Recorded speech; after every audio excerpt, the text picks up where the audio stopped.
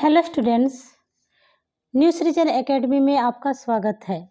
आज का पहला प्रश्न है हमारा, निम्नलिखित में से कौन सा मूल दीर्घ स्वर नहीं है। तो मूल दीर्घ स्वर का निर्माण होता है सजातीय से, जैसे अ और अ का जब मेल होता है तो आ का निर्माण होता है। ई और ई का मेल जब होता है तो बड़े ई का निर्माण होता है। उसी तरह से ऊ का मेल ऊ से होने पर बड़ा ऊ का निर्माण होता है। तो ये तीनों जो है आपके मूल दीर्घ स्वर होते हैं। तो देखिए इसमें से कौन सा जो है, पूछ रहा है कि मूल दीर्घ कौन सा नहीं है। तो आपका ये भी है, ये भी है, ये भी है। आपका आंसर इसका हो जाएगा ओ। जो वो है वो इसका दीर्घ स्वर तो है, लेकिन ये भी जातीय है, सजातीय नहीं है। ये अर्थात मूल दीर्घ स्वर नहीं है।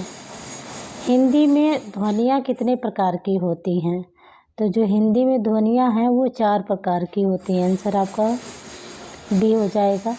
मात्रा के आधार पर स्वर कितने प्रकार के होते हैं। तो मात्रा के आधार पर आपके स्वर जो है 3 प्रकार के होते हैं। आंसर आपका हो जाएगा बी, लघु स्वर, दीर्घ स्वर और प्लुत स्वर।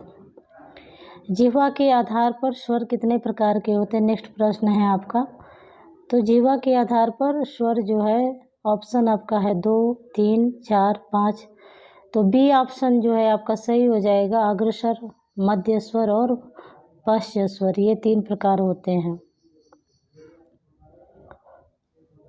नेक्स्ट प्रश्न है आपका, एक से अधिक वर्णों के मेल को क्या कहते हैं। तो एक से अधिक वर्णों के मेल को हम क्या कहते हैं, व्यंजन कहते हैं। आंसर आपका सी हो जाएगा। ई, च, छ, ज, झ, इया। इसका जो है अब उच्चारण स्थान पूछ रहा है कि इसका उच्चारण कहाँ से होता है।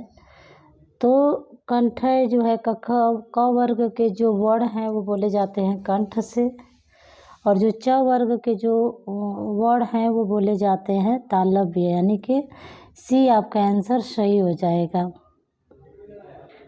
नेक्स्ट प्रश्न है आपका, जिनका उच्चारण स्वतंत्रता से होता है और जो व्यंजन के उच्चारण में सहायक होते हैं उसे क्या कहते हैं।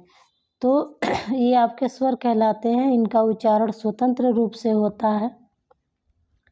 निम्न में दीर्घ स्वर नहीं है। अब ये पूछ रहा है कि इसमें से कौन सा जो है वह दीर्घ स्वर नहीं है।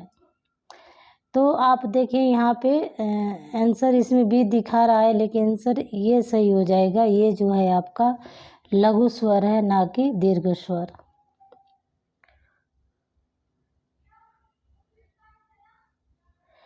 नेक्स्ट प्रश्न है आपका, निम्न में से अंतस्थ व्यंजन कौन सा है।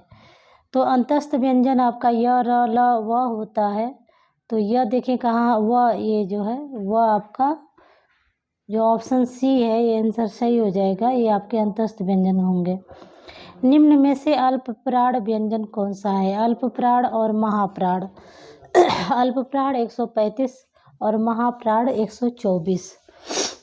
तो देखें इसमें से अल्पप्राण व्यंजन कौन सा है। तो क, ख ये दूसरे नंबर पे आ रहा है, क, ख, ग ये जो है तीसरे नंबर पर आ रहा है, यानी कि बी आंसर जो है ये सही हो जाएगा।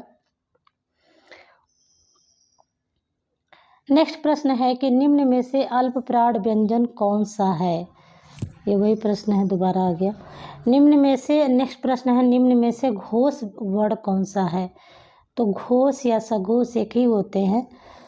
प्रत्येक वर्ग के जो प्रथम और द्वितीय वर्ण होते हैं वे अघोष होते हैं। बाकी जो तीनों जो बचते हैं शेष वे आपके घोष या अघोष होते हैं। तो ज जो है आपका अघोष है, क भी आपका अघोष है, च भी अघोष है।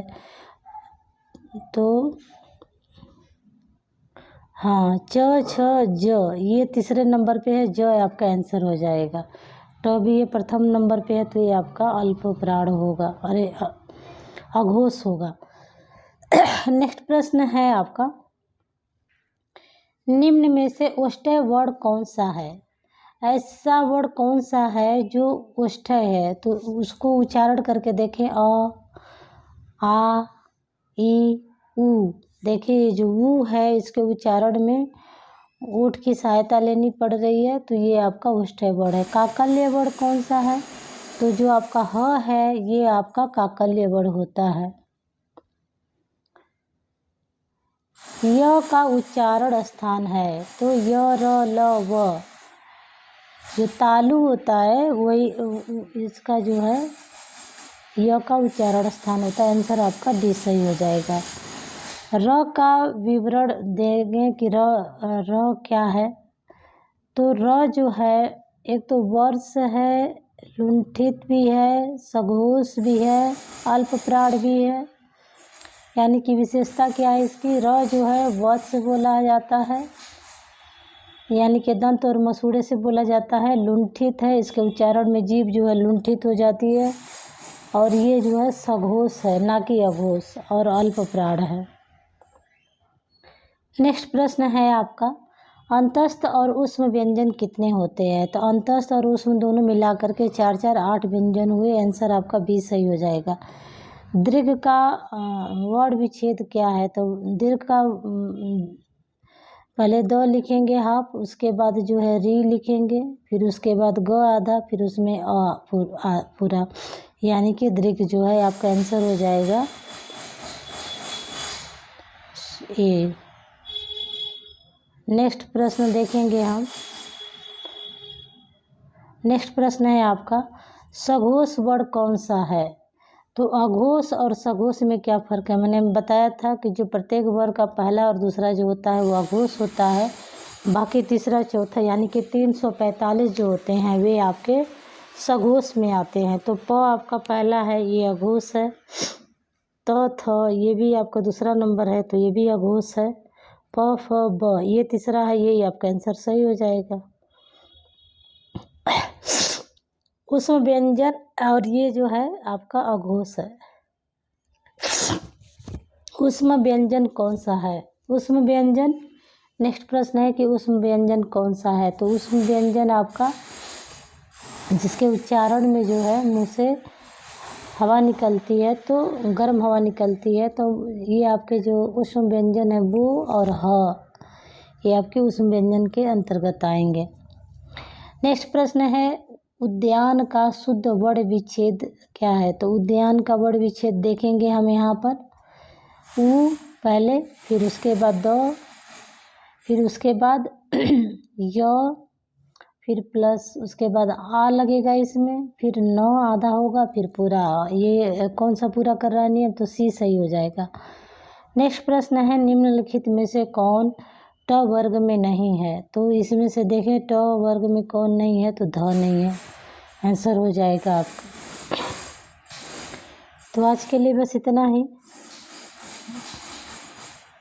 वीडियो को लाइक कर दीजिए, शेयर कर दीजिए, सब चैनल को सब्सक्राइब कर लीजिए। Thank you.